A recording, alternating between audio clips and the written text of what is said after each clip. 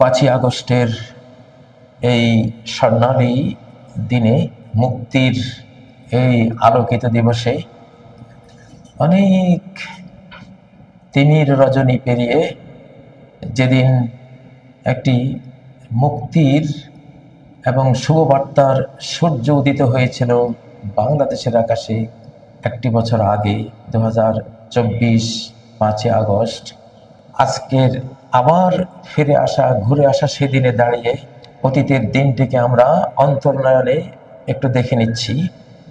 সেদিন কি হয়েছিল, যে আল্লাহ তাবারাকা ওয়া তাআলা সব কিছুর স্রষ্টা এবং পৃথিবীতে মুসলিম উম্মার কোনো উত্থান বা কোনো পতন, জয় বা পরাজয়, আনন্দ অথবা বিষাদের যে দিনগুলো, এগুলোকে বলা হয় আইয়ামুল্লাহ। এই আইয়ামুল্লাহ মানে আল্লাহর দিন, আল্লাহর দিনপঞ্জি, আল্লাহর দিবসমালা। তো আল্লাহর দিবস, নূহ আলাইহিস সালাম যেদিন মুক্তি পেয়েছিলেন, তার মুশরিক জাতি যেদিন নিমজ্জিত হয়েছিল মহাপ্লাবনে, সেটি আইয়ামুল্লাহর, আল্লাহর দিবস সময়ের একটি দিবস ছিল। যেদিন ইব্রাহিম আলাইহিস সালাম নমরুদের আগুন থেকে মুক্তি পেয়েছিলেন, সেই দিনটিও আল্লাহ দিবস সমূহের একটি দিবস ছিল, আইয়ামুল্লাহর একটি ইয়াউম বা একটি দিবস ছিল। যেদিন হযরতে মূসা আলাইহিস সালাম ফেরাউনের হাত থেকে লোহিত সাগরে মুক্তি পেয়েছিলেন, সেই দিনটিও ছিল ইয়াউমুন মিন আইয়ামিল্লাহ, আল্লাহর দিনসমূহের একটি দিন। যেদিন হযরত ঈসা আলাইহিস সালাম তিনি আক্রমণরত খুনিদের হাত থেকে উদ্ধার পেয়ে আকাশে উঠে চলে গিয়েছিলেন, সেদিনটিও ছিল ইয়াউমুন মিন আইয়ামিল্লাহ, আল্লাহর দিনসমূহের একটি দিন। যেদিন মহানবী সাল্লাল্লাহু আলাইহি ওয়াসাল্লাম বদর যুদ্ধে উপনীত হয়েছিলেন 313 জন নিয়ে এবং বিজয়ী হয়েছিলেন অসহায় একটি দল নিয়ে, সম্পূর্ণ সমরসজ্জায় সজ্জিত একটি দুর্ধর্ষ বাহিনীর উপরে, সেটি ছিল ইয়াউমুন মিন আইয়ামিল্লাহ, আল্লাহর দিনসমূহের একটি দিন। এভাবেই যুগে যুগে আল্লাহর দিনগুলো আসে। ঠিক বাংলাদেশে এসেছিল বিশ্ব ছাড়াছাড়ি 24-এর 5ই আগস্টে ইয়াউমুন মিন আইয়ামিল্লাহ, আল্লাহর দিনসমূহের একটি দিন। এই দিন একেবারে আল্লাহ রাজত্ব চলে, সরাসরি ডাইরেক্ট হয়ে যায়। সেদিন মানুষের কোনো ক্ষমতা, কোনো প্রতিপত্তি, তার কোনো সৈন্যবল, তার কোনো জনবল, তার কোনো ধনবল, তার কোনো মনোবল, তার কোনো কিছুই সেদিন কোনো কাজে আসে না। কারণ সেদিনটি তার নয়, পৃথিবীর কারণ নয়। সেদিন এই মহাবিশ্বের যিনি শাহানশাহ, সরাসরি তার হয়ে যায়। ঠিক আব্রাহা যেদিন কাবা আক্রমণ করেছিল নবীজির জন্মের 55 দিন আগে, এবং আল্লাহ তাআলা ঝাঁকে ঝাঁকে পাখি দিয়ে কাবাকে রক্ষা করেছিলেন, সেদিনটিও ছিল ইয়াউমুন মিন আইয়ামিল্লাহ, আল্লাহর দিনসমূহের একটি দিন। প্রিয় বন্ধুরা, তো এই যে 2024-এর 5ই আগস্ট যে আল্লাহর দিন ছিল, এটি আধ্যাত্মিক জগতের যারা আল্লাহর বন্ধু মহল, তাদের কাছে কোনো সন্দেহ নেই। এতে নিঃসন্দেহে সেই দিনটি ছিল ইয়াউমুন মিন আইয়ামিল্লাহ, আল্লাহর দিন সময়ের একটি দিন।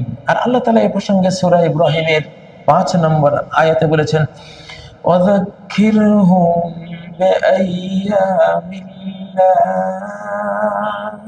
তাদেরকে আল্লাহর দিবস সমূহ উল্লেখ করে উপদেশ দাও।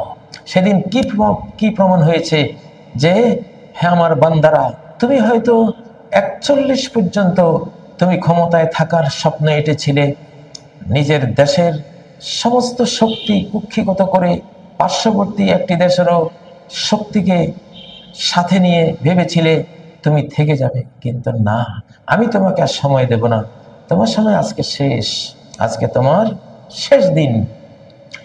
হ্যাঁ, তো ঠিকই তাই হলো, আজকে তার শেষ দিন। فَإِذَا جَاءَ أَمْرُ اللَّهِ قُضِيَ بِالْحَقِّ, যখন আল্লাহর কমান্ড এসে যায়, তখন ন্যায় বিচার, সত্য বিচার, বাস্তবসম্মত একটা জাস্টিস হয়ে যায়। وخسر هنالك الكافرون وخسر هنالك المبطلون। সেদিন অবিশ্বাসীরা সম্পূর্ণ লুজার হয়ে যায়, মিথ্যাবাদীরা, মিথ্যাপন্থীরা সম্পূর্ণ হারিয়ে যায়। তো 5ই আগস্ট এটি যে আল্লাহর একটি দিন ছিল কোনো সন্দেহ নেই। যেই দুর্বল শিশুরা মিলে, কিশোররা মিলে, তরুণ প্রজন্ম মিলে সেদিন বিশাল এক দানবীয় বিদেশি শক্তির মদদে এই দেশে যারা ফ্যাসিবাদ তৈরি করেছিল, জুলুম, অত্যাচার, খুন, গুম এবং উৎপীড়নের এক বিরাট কালো অধ্যায় রচনা করেছিল 15টি বছর জুড়ে, সেদিন তারা মুহূর্তে এমন হয়ে গেল যেন গতকাল এত বড় একটা দানবীয় শক্তির কেউ ছিলই না বুঝি, এমন ভাবে নাই হয়ে গেল। তো আল্লাহ দিনগুলোতে এমনটাই ঘটে প্রিয় বন্ধুরা। ফেরাউন যখন আল্লাহর একটি দিনে হারিয়ে গেল, পরের দিন ফেরাউন নেই, ফেরাউনের লক্ষ লক্ষ বাহিনী নেই। সেদিন মুসা আলাইহিস সালামের জাতি, তাদেরই দেখা গেল শৌর্য বীর্য, তাদেরই স্পন্দন, তাদেরই যাত্রা, আর কেউ নেই। তো ঠিক 5ই আগস্টের পরের দিন 6ই আগস্ট থেকে আমরা কি দেখলাম? কিছু নেই। সেই দম্ভ, সেই অহংকার, নিজের আমিত্ব প্রতিষ্ঠার জন্য যারা রাজনীতি করে, নিজের বড়ত্ব অহংকার প্রতিষ্ঠার জন্য যারা রাজনীতি করে, নিজের অহংকে তুলে ধরার জন্য আমি বড়, আমি অপরিহার্য, আমি সবচেয়ে এই দেশের জন্য কল্যাণকর, এই যে নিজেকে সবচেয়ে কল্যাণকর বাবা, অন্যদেরকে নাথিং মনে করা, নিজেকে সবচেয়ে এই দেশের জন্য জরুরি মানুষ হিসাবে কল্পনা করা, নিজেকে সবচেয়ে এই দেশের বড় ব্যক্তি হিসাবে কল্পনা করা, এগুলি যুগে যুগে মানুষ করেছে। কিন্তু শেষ আকাশের মারের ছোটে তারা ইতিহাস হয়ে গেছে। فمزقناهم كل ممزق وجعلناهم أحاديث, আমি ওদেরকে টুকরো টুকরো খান খান করে হারিয়ে দিয়েছি। ওয়াজআলনাহুম আহাদিস, তাদেরকে আমি ইতিহাস বানিয়ে দিয়েছি। ইতিহাস হয়ে গেছে। আজকে ইতিহাস, আজকে যারা 5ই আগস্টের আগে 2024-এ ছিলেন তারা আজকে ইতিহাস, তাদের অবস্থা আমরা পড়ি। তারা এখন আসামি, তারা এখন মামলা নিয়ে ঢুকবেন। তারা ঢুকিয়েছেন আমাদেরকে 15 বছর, এখন তারা ঢুকছেন। কামা তাদিন তুদান, যেমন কর্ম তেমন ফল। প্রিয় বন্ধুরা, 5ই আগস্টের অনেকগুলো শিক্ষা। এটি আল্লাহর দিন ছিল। 15টি বছর তারা আল্লাহকে মানেনি, শাসন করতে গিয়ে আল্লাহকে মানেনি, শাহানশাহকে মানেনি, যিনি সবকিছুর, যিনি মালিক, তার কোনো ল, তার কোনো বিধান তারা মানেনি। নিজেরাই ফেরাউন সেজে বিধান জারি করেছে, তাদের কথায় আইন। তারা সবচেয়ে বেশি অমান্য করেছেন আল্লাহকে। বান্দাদেরকে জুলুম করেছে বটে, কিন্তু সবচেয়ে বেশি মনোব্যথা দিয়েছে আল্লাহকে, কারণ আল্লাহ তো জুলুম হারাম করেন, অন্যায় অবিচার হারাম করেছেন। তো অন্যায় করার অর্থ হলো আল্লাহকে এখানে অস্বীকার করা, তাকে লঙ্ঘন করা। তো সেটা তারা করেছিল, সেটার বিনিময় তারা পেয়েছে 5ই আগস্ট। আমরা স্পষ্ট দেখলাম, সারা পৃথিবীর মানুষ দেখলো। তো সেদিন একটা জিনিস বিরাট শিক্ষণীয়, যে 5ই আগস্ট কোনো রাজনৈতিক দলের মাধ্যমে মুক্তি আসেনি। এদেশে অনেক বড় বড় রাজনৈতিক দলেরা আছেন, কিন্তু কোনো রাজনৈতিক দলের ব্যানারে 5ই আগস্টের মুক্তিটি আসেনি। কেউ বলতে পারবেন না যে অমুক রাজনৈতিক দলের ব্যানারে মুক্তিটি এসেছিল। হ্যাঁ, সবাই সেদিন রাজনৈতিক ব্যানার ত্যাগ করে জনগণে পরিণত হয়েছিলেন, বাংলাদেশের জনগণ। এবং জনগণের ধারায় সেদিন ভিক্টরি এসেছিল, বিজয় এসেছিল, আল্লাহর সাহায্য এসেছিল জনগণের উপরে। তো একটা শিক্ষা যে বাংলাদেশের অনাগত দিনে আপনি কোনো রাজনৈতিক ব্যানারে মুক্তি পাবেন না। আপনি সর্বস্তরের জনগণকে নিয়ে যদি আপনি ঐক্যবদ্ধভাবে এগোতে পারেন, 5ই আগস্টের চেয়েও আরো বড় সমস্যা সামনে আছে, আরো বড় আক্রমণ সামনে আছে, আরো বড় সংগ্রাম, যুদ্ধ সামনে আছে। 5ই আগস্ট আল্লাহ কি করেছিলেন? কোনো পরিচয় নেই। কে কোন দল, কে ইসলামী দল, কে খেলাফত দল, কে জামাত, কে বিএনপি, কে অমুক, কোনো কোনো পরিচয় নেই। এই দেশের জনগণ সেদিন সবাই মাঠে নেমে এসেছিল, তাদেরকে আল্লাহ সাহায্য করেছেন। আল্লাহ কোনো নির্দিষ্ট কোনো নাম পরিচয়ের ব্যানারকে সেদিন আকাশের সাহায্য দিয়ে তিনি ধন্য করেননি। এটা আমাদের একটা বিশাল শিক্ষা। এই দেশের রাজনীতি বহু অনাগত দিনগুলোতে এইভাবে চলবে, গণমানুষ যেখানে ঝাঁপিয়ে পড়বে, সম্পৃক্ত হবে, সেটাই আল্লাহ সাহায্য প্রাপ্ত হবে ইনশাআল্লাহ। প্রিয় বন্ধুরা, আমরা 1947-এর এক প্রায় 10 লক্ষাধিক মানুষের জীবন দেওয়ার মাধ্যমে এই মানচিত্র লাভ করেছিলাম। 1947-এ আমরা এই মানচিত্র কদরের রাতে আমরা প্রাপ্ত হই। সেদিন 27 রমজান কদরের রাত ছিল। ইংরেজি 1947 14 আগস্ট ছিল, কিন্তু আরবি মাস ছিল রমজান, তারিখটি ছিল 27 রমজান। পৃথিবীর ইতিহাসে কদরের রাতে নাজিল হওয়া একটি রাষ্ট্র আমরা খুঁজে পাই, সেটি এই দেশটি। তখন পাকিস্তান নামে 2 অঞ্চলে এই 2 মানচিত্র আমরা প্রাপ্ত হয়েছিলাম। এটি কদরের রাতে ছিল এবং এটি অস্তিত্বে এসেছে কোরআন হাতে নিয়ে। কায়েদে আজম যিনি বড় নেতা ছিলেন সেই আমলের, তিনি কোরআন দেখেই বলেছিলেন দিস ইজ আওয়ার কনস্টিটিউশন, এটাই হবে সংবিধান। আল্লাহর সাথে ওয়াদা করেছিলেন, আল্লাহ তখন দিয়েছিলেন। প্রিয় বন্ধুরা, কিন্তু সেই ওয়াদা আজও পালন করা হয়নি। এজন্য কেউ শান্তি পায়নি। আইয়ুব শান্তি পায়নি। আইয়ুব থেকে ইয়াহিয়া খান ভুট্টো পর্যন্ত ফাঁসিতে খুন হয়ে এমনি অমনে চলে গেছে, শান্তি কেউ পায়নি। এরপরে মুজিব থেকে হাসিনা পর্যন্ত শান্তি কেউ পায়নি, কারণ আপনারা শান্তির পথে পিসফুল সিরাতে মুস্তাকিমে আসেননি। দেখুন, পৃথিবীর সবচেয়ে গুরুত্বপূর্ণ জিনিস হলো হেদায়েত। সবচেয়ে গুরুত্বপূর্ণ জিনিস হলো হেদায়েত। আপনি আপনি মানুষের মুখে কিছু খাবার তুলে দিতে পারবেন, সহজ। মানুষকে একটা রাস্তাঘাট করে দিতে পারবেন, সহজ। কিছু ব্রিজ তৈরি করে দিতে পারবেন, খুবই সহজ। মানুষকে কত তন্ত্র মন্ত্র দিতে পারবেন, খুবই সহজ। অনেক সংবিধান লিখে আপ্তবাক্য, নীতিবাক্য লাখ লাখ ছড়াতে পারবেন, সহজ। কিন্তু হেদায়েত দিতে পারবেন? গতকাল যে ছিল নিষ্ঠুর খনি, আজকে সে হলো মহান মানব দরদি, এমন কি বানাতে পারবেন? একজন ওমর কি বানাতে পারবেন? হ্যাঁ, আল্লাহু আকবার। হেদায়েতের মতো কঠিন জিনিস কিছু নেই। জাতিকে হেদায়েত করলে, সূরা ফাতিহার মধ্যে কি আছে? হেদায়েতের কথাই তো আছে, ইহদিনাস সিরাতাল মুস্তাকিম। হ্যাঁ, সরল সঠিক সহজ পন্থা মোদের দাও গো বলি, সিরাতাল্লাযিনা আনআমতা আলাইহিম, চালাও সে পথে যে পথে তোমার প্রিয়জন গেছে চলি, যাদেরকে তুমি নিয়ামত দিয়েছো তারা। তো এইটা হলো সবচেয়ে কঠিন বিষয়। এই কঠিন কাজটি বঙ্গবন্ধু করতে পারেননি। হেদায়েত দিয়ে চুরি থেকে জাতিটাকে রক্ষা করতে পারেননি। যে জাতিটি হাজার কোটি টাকা পড়ে থাকলেও সে কারো সম্পদের দিকে হাত বাড়াবে না। এটা 47 থেকে এই পর্যন্ত কেউ কি পেরেছেন? পারেননি।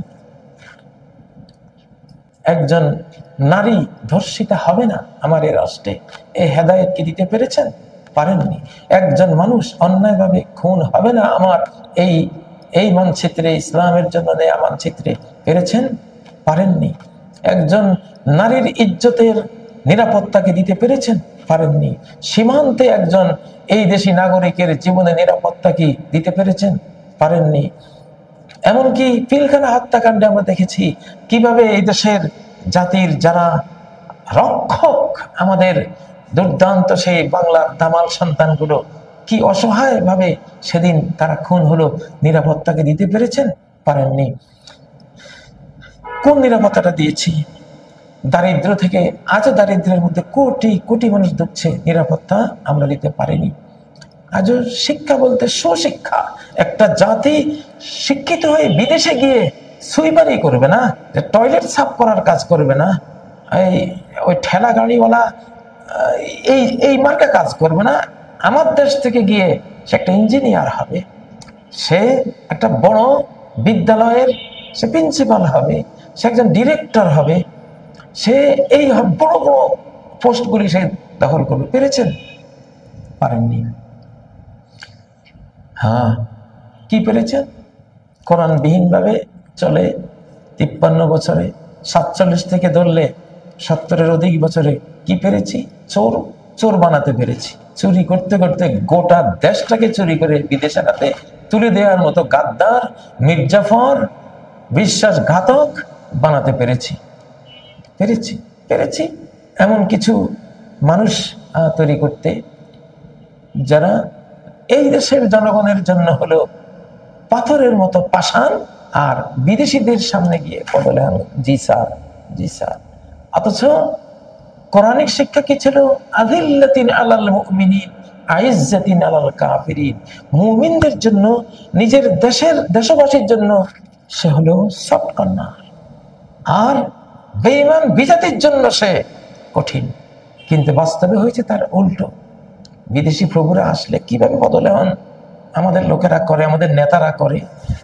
নিজেদেরকে স্ত্রী বলতে তারা লজ্জা পায়নি, যে ওই দেশ আমাদের স্বামী, আমরা তাদের স্ত্রী। তোদের কপালে ছাটার বাড়ি আর পিছার বাড়ি মারতে ইচ্ছা করে।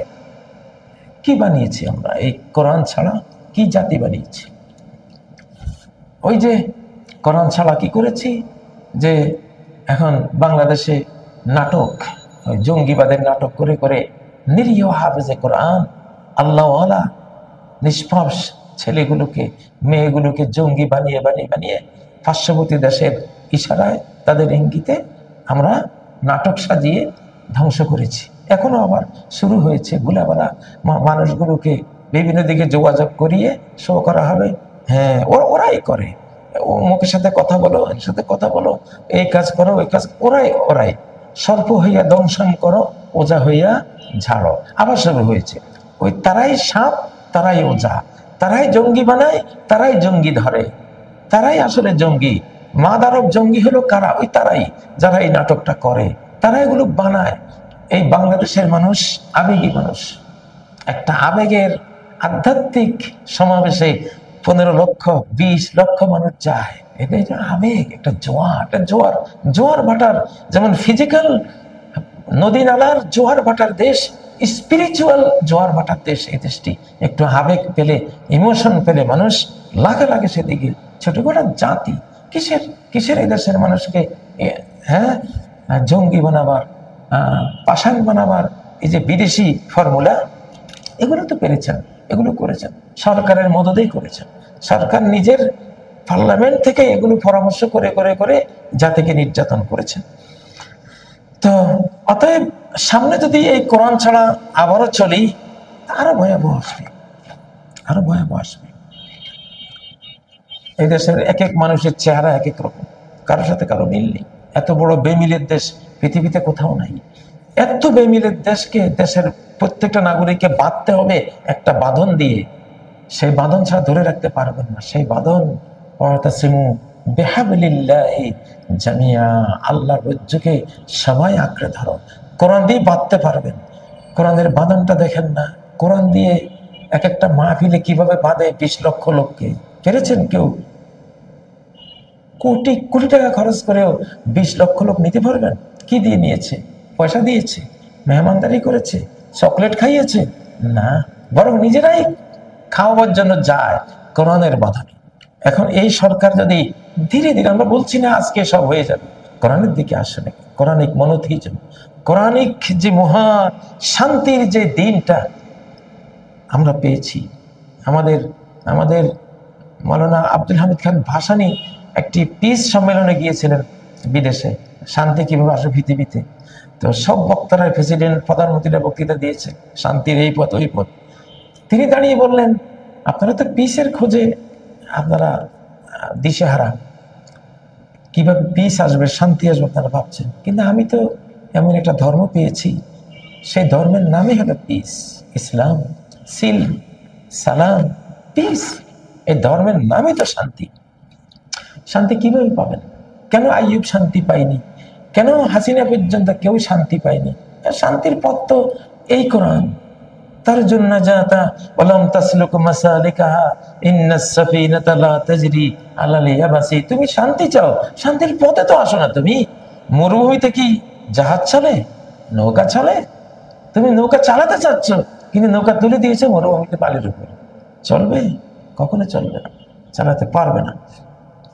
প্রিয় বন্ধুরা, তো বিজয় যে পেয়েছি, বিজয় তো একটা শুকরিয়া আছে। আল্লাহ বলেছেন ইজা জাআ নাসরুল্লাহি ওয়াল ফাত, যখন এসে যাবে আল্লাহর হেল্প, সাহায্য, ওয়াল ফাত এবং বিজয়, ভিক্টরি, ওয়া রাআইতান নাস, আর তুমি দেখবে মানুষদেরকে ইয়াদখুলুন ফি দীনিল্লাহি আফওয়াজা, তারা প্রবেশ করছে আল্লাহর রিলিজিয়নে, আল্লাহর দেয়া সিস্টেমে, তার রুলিংয়ে, তার আইন কানুনে ঢুকছে আফওয়াজা, দলে দলে।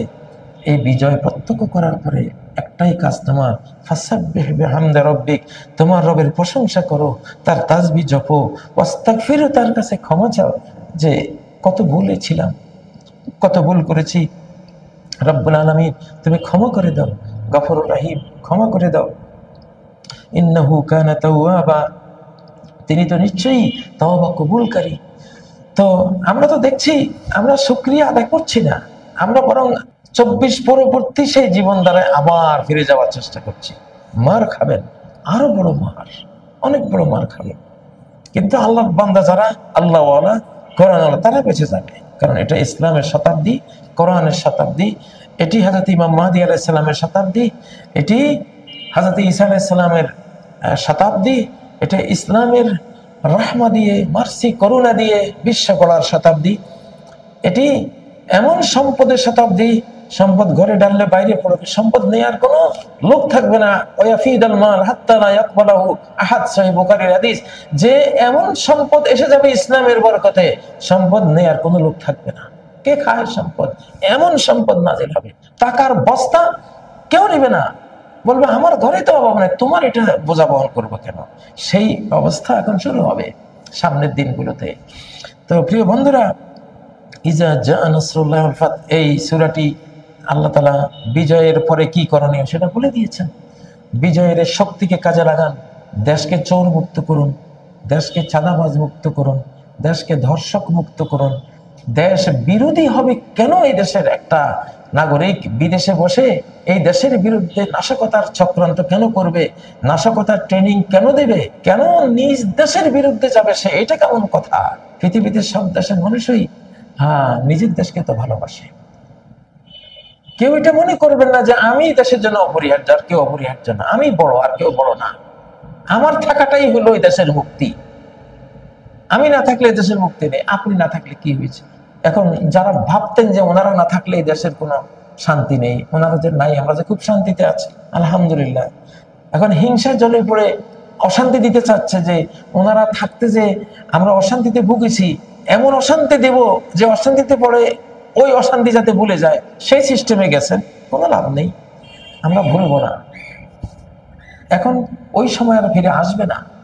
পৃথিবীতে এখন একটা পরিবর্তন এসেছে, আল্লাহ তাআলা পরিবর্তন করে দিয়েছেন। আপনারা হেদায়েতের পথে আসেন।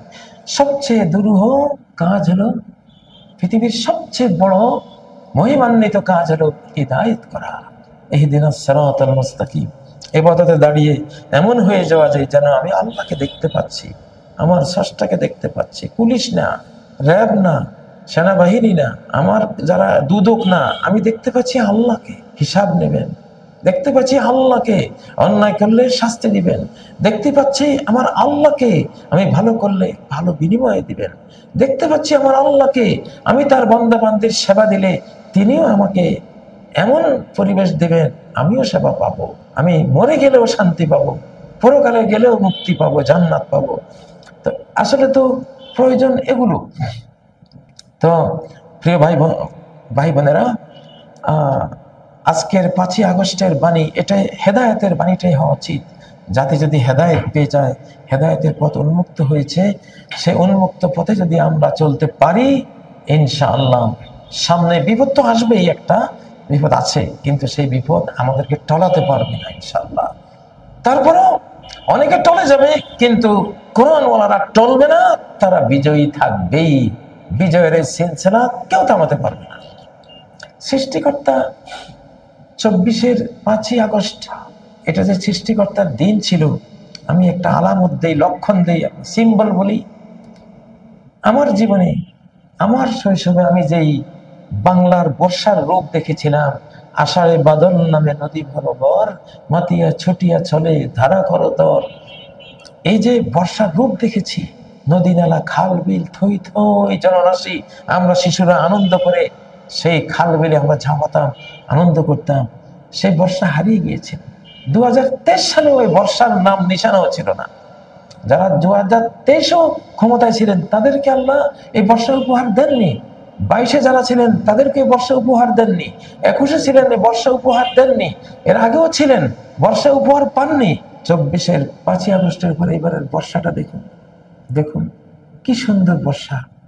সেই যে আমার জেলা লক্ষ্মীপুরে বুড়ো বুড়িরা বলতো 10 দিন 12 দিন বৃষ্টি আর বৃষ্টি। এটা বুড়ো বুড়ির ডার, বুড়ো বুড়ির ডার মানে মুষলধারার বৃষ্টি। এটাকে কোনোটা অমুকের ডার, ডার মানে হলো এক নাগাড়ের বৃষ্টি হতে থাকা। তা সৃষ্টিকর্তার ভাষা, আকাশের ভাষায় যেন আপনাদেরকে বোঝাচ্ছে, টাপুর টুপুর বৃষ্টির ভাষায় বাংলাদেশিদেরকে বোঝাচ্ছে, দেখ দেশ আমার হাতে, আমি নিয়েছি তোদেরকে, আমি রহমত দেব, তোরা আমার কোরআনের পথে হায়। দেখ বর্ষা দিয়েছি। এই বৃষ্টি, এই পানি হলো সকল গ্রহের জীবন। যে কোনো গ্রহের প্রাণ সঞ্চার হয়, উদ্ভিদের সঞ্চার হয়, জীবন সেখানে চালাবার পরিবেশ তৈরি হয় বৃষ্টি থেকে। চাঁদে বৃষ্টি নেই, জীবন চালাবার ব্যবস্থা নেই। মঙ্গলে বৃষ্টি নেই, বুধে বৃষ্টি নেই, ওইসব যেসব গ্রহে বৃষ্টি নেই ওগুলো সব মরা মৃত গ্রহ, কিছু নেই। বৃষ্টি তো হলো সব সম্পদের মূল জিনিস। বৃষ্টি, সারা কোরআনে বৃষ্টিকে ফানজুর ইলা আসারি রাহমাতিল্লাহ, আল্লাহর রহমত বৃষ্টি, যে সে বৃষ্টির প্রভাব দেখো। বৃষ্টির প্রভাবে সম্পদ সৃষ্টি হয়েছে, গাছ গাছালি পাক পাখালি সৃষ্টি হয়েছে, নদ নদী সৃষ্টি হয়েছে, মানব পশু সম্পদ, মানব সম্পদ, পশু সম্পদ সবকিছুতে বৃষ্টির সাথে জড়ানো। বৃষ্টির ভিতরে সকল সম্পদ নিহিত, সকল জীবন নিহিত, বৃষ্টির ভিতরে সকল জীবনের স্পন্দন নিহিত, বৃষ্টির ভিতরে সকল সবুজ, হ্যাঁ, গাছগাছালি পাক পাখালির এবং সবকিছু এই বৃষ্টির উপরে নির্ভরশীল। সেই বৃষ্টি কিভাবে ঢেলে দিচ্ছেন আল্লাহ তাআলা আকাশ থেকে, দেখুন।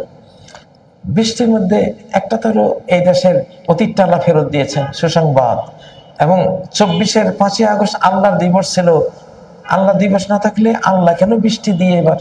আমি বিগত 40-45 বছরে এই বৃষ্টি দেখি নাই। এবার যে সুন্দর বৃষ্টিপাত শুরু হয়েছে, তার মানে ঠিকই 5ই আগস্ট আল্লাহর দিবস ছিল, ইয়াউমুন মিন আইয়ামিল্লাহ ছিল, আল্লাহই ঘটিয়েছে। মানুষের সেখানে 10% ভূমিকা ছিল, 90% সরাসরি আল্লাহর ভূমিকা ছিল। 90% ডাইরেক্ট করেছে, 10% আমাদেরকে দিয়ে, বান্দা বান্দীদেরকে দিয়ে করেছে। এইটা ছিল হিসাব। এই জন্য বৃষ্টি দিয়ে তিনি এটাকে স্মরণীয় করে রাখছেন, দেখ আমার রহমত, আমি রহমতের একটা দিবস দিয়েছিলাম, আমার বৃষ্টির ভাষায় তোরা বুঝ। বৃষ্টি যেন আকাশের বক্তৃতা, যে হ্যাঁ সেই দিবসটা আমার ছিল, আমি করেছি, আমার সাথে কে পারবি? যত বড় দাম্ভিক শক্তিশালী মনে করিস না কেন, আমার ধরার সামনে তুই ধুলিবালির মতো উড়ে যাবে। ফাজআলনাহু হাবাআম মানসুরা। এই বৃষ্টি যেন এই বক্তৃতা করছে এবার। তো আমি যে দিক থেকে খবর পাই, বৃষ্টি আর বৃষ্টি, বৃষ্টি আর বৃষ্টি। সুবহানাল্লাহ। যে ঢাকা শহরে বৃষ্টি প্রায় দেখাই মিলতো না, সেখানেও বৃষ্টি। সৃষ্টিকর্তার ভাষা। বৃষ্টির বাংলাদেশে আরেকটা দিক আছে, মুদ্রার অপর পিঠে বৃষ্টি হলো বাংলাদেশের একটা নিরাপত্তার বিরাট গ্যারান্টি। বৃষ্টির কারণে বহিরাগত কোনো শক্তি এদেশে আক্রমণ করতে আসে না ভয়ে। কাদার দেশে এখানে কি নিয়ে যাবে, যেটা নিয়ে যাবে ওখানে তলিয়ে যাবে। তো বৃষ্টি একটা থ্রেট। যারা বাংলাদেশ নিয়ে আক্রমণের হিসাব করছেন তাদের জন্য আকাশের থ্রেট, যে দেখ পানি দিয়ে ভাসিয়ে দেবো সব, পানিতে ফেরাউনকে তলিয়েছি, তোদেরকে তলিয়ে দেব, এইদিকে আসিস না। তো বৃষ্টি একদিকে শুভবার্তা বহন করছে আমাদের জন্য, আর দুঃসংবাদ বহন করছে শত্রুদের জন্য। বৃষ্টির সিগন্যাল পেয়ে যদি এই দেশ নিয়ে চক্রান্ত করিস, এমন মার আকাশ থেকে দেব কল্পনাও করতে পারবে না। যে মিন হাইসু লাম ইয়াহতাসিবু ওয়া আতাহুমুল্লাহু মিন হাইসু লাম ইয়াহতাসিবু। সূরা হাশর আল্লাহ বলেন, আল্লাহ এমন অকল্পনীয় পথে আক্রমণ করলেন, এমন অকল্পনীয় পথে আক্রমণ সানিয়ে আসলেন যে ওরা ভাবেও নি যে এই পথে ধ্বংসটা আসতে পারে, পরাজয়টা আসতে পারে। 5ই আগস্টে যেমন তারা কল্পনা করে, ছাত্রদের আন্দোলন, কোটা আন্দোলন, কি হবে, কি করে, এগুলোতে কিছুই না, উড়িয়ে দেব। হাতে গেল রসাতল, ছাগি বলে কত জল, কত বড় বড় আন্দোলন দমন করে দিয়েছে বাপলাপান। হ্যাঁ, ওইটাই তো কাল হয়েছে। হ্যাঁ, কি হবে গড়িয়ে দেব, কিন্তু সেটাই আর কিছু করতে পারেনি। আল্লাহ এইভাবে আসেন, এখনো আসবেন, প্রতিবারে এইভাবে আসবেন। অতএব আসুন বাংলাদেশের নাগরিক ভাই বোনেরা, যারা হেরে গেছেন তাদেরকে বলছি, হেদায়েতের পথে আসেন। হেদায়েতের পথে আসায় সবচেয়ে কঠিন যে আল্লাহ তোমার রাজ্য, আমি তোমার মতো করে চলবো, তুমি যেভাবে পছন্দ করো, তোমার পছন্দের বাইরে আমি যাবো না, 2 দিন পরে মরে তো তোমার কাছে যাবো, কি হিসাব দেব? শুধু জাতিটাকে যদি কোন সরকার হিদায়াতের পথটা দিতে পারে, ওই সরকার যুগশ্রেষ্ঠ বিশ্ব সেরা সরকার এই বাংলাদেশ। চুরি করবো না, জিনা ধর্ষণ করবো না, হ্যাঁ, মাদেরকে বাবাদেরকে অপমান করবো না, নিজের বাংলাদেশের ভাই বোনগুলোকে সবচেয়ে সফট কর্নার হয়ে তাদের সাথে আচরণ করো, দরিদ্রদেরকে হেল্প করো, গরিবের মুখে অন্ন তুলে দাও, যে অসুস্থ তাকে চিকিৎসা দাও, যার শিক্ষা নাই তাকে শিক্ষা দাও, ঘর বাড়ি নেই ঘর বাড়ি করে দাও, হ্যাঁ, যার রুজি নেই নিজে রুজি করে তার হাতে একটু তুলে দাও, হ্যাঁ, মেহমানও কেউ আসলে মেহমানদারি করো, নিজের ব্লাড কানেক্টেড কারা আছে খোঁজ খবর নাও। হেদায়েতের পথে যদি কেউ নিয়ে আসতে পারেন, যে আমরা এমন ভাবে যদি চলতে পারি এই দেশটাতে যেন আল্লাহকে দেখছি, আল্লাহ সব মনিটর করছেন, একদিন সব ধরবেন। যেমন সরকারগুলিকে আল্লাহ ধরা দিয়েছেন, কত সরকারকে ধরেছেন পথের বাঁকে বাঁকে। ইন্না রাব্বাকা লাবিল মিরসাদ, তোমার রব তো তিনি পজিশন নিয়ে অপেক্ষায় আছেন, ওঁত পেতে আছেন, তার সীমান্তে আসা, বর্ডার ক্রস করে তার আওতায় রেঞ্জে আসা মাত্র ধরে ফেলবেন।